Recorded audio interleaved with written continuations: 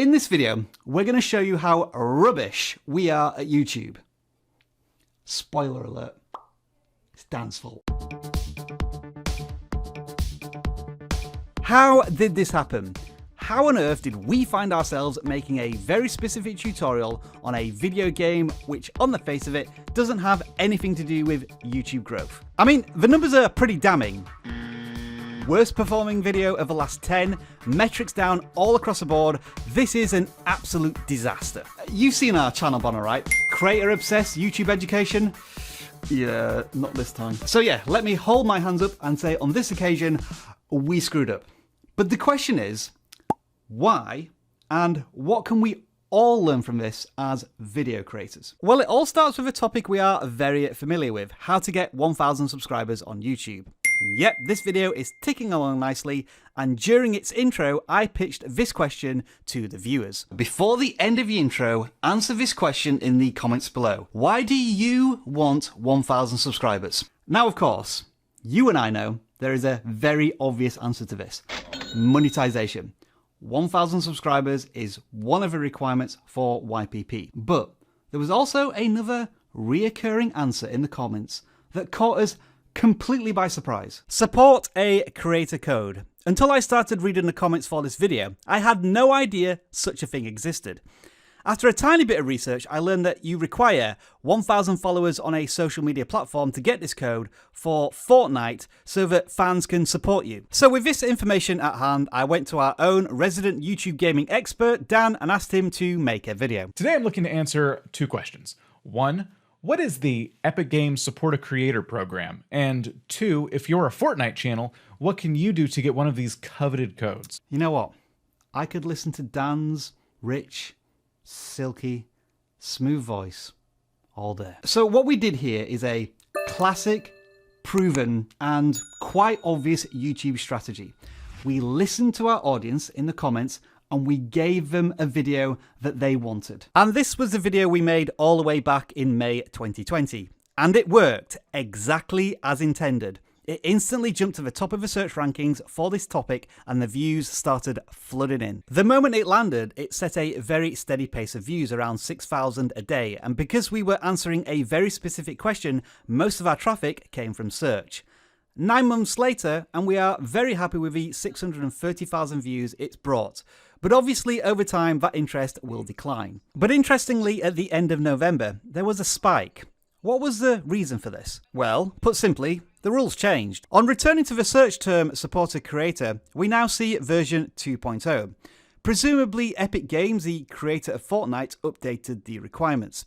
That sent people to YouTube for answers, and because our old video on the topic didn't provide an answer, this tiny spike represents a video that no longer answers the question viewers need. So where do we go from here? Well, there's only one guy we can rely on for our gaming content needs. Dan, once again, will you please step up to the plate? A while back, Epic Games actually updated the process for getting into their ever so popular Support a Creator program. So today, we're going to go through that process and I'm going to help you get your creator code. Ah, Dan. This all makes sense, right? An update to a very popular video we previously made. It's bound to be a smash hit for our channel. Apparently not. It was very clear, very quickly, something wasn't right. Click-through rate was terrible, and it was our worst performing video of the last 10 by a huge margin. Unlike the previous video, this one never got traction out of the gate. In their own pop-up cards, YouTube explained to us that regular viewers chose not to watch this video, therefore impacting how much YouTube recommends it. Alright then, here's where things get important and interesting from a creator perspective. YouTube's told us what we've done wrong, and it is so important at this point for me not to blame YouTube. We have to take accountability for our actions on YouTube. So, what did we possibly do wrong with this video for it to fail so much? You know, sometimes YouTube is all about timing. We knew from this little spike in our graph that something was going on in the Support a Creator code universe, and videos from around that time confirm this. But we didn't get around to posting our update video on the subject until 6 weeks later. Yeah, not a good start. Secondly, We made the original video in direct response to our audience. Their comments inspired the content, but not so much this time. We made this follow-up video because we assumed we had strong presence on YouTube for this topic, and we thought we would automatically rank highly on search.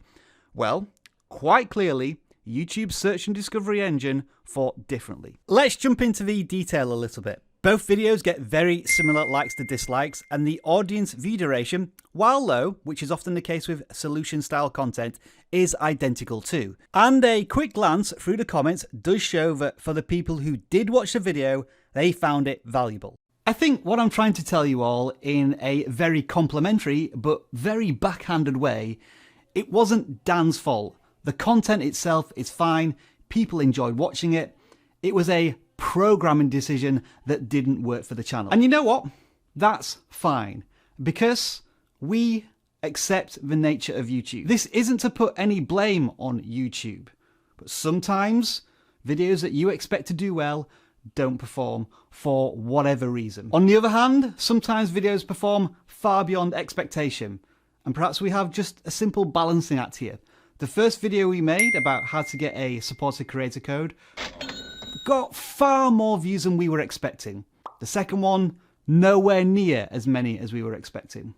But overall, I think we've still come out on top. So, as creators, we can blame this on the YouTube algorithm if we want to, and if so, what does that achieve? We can put this down to a mistake.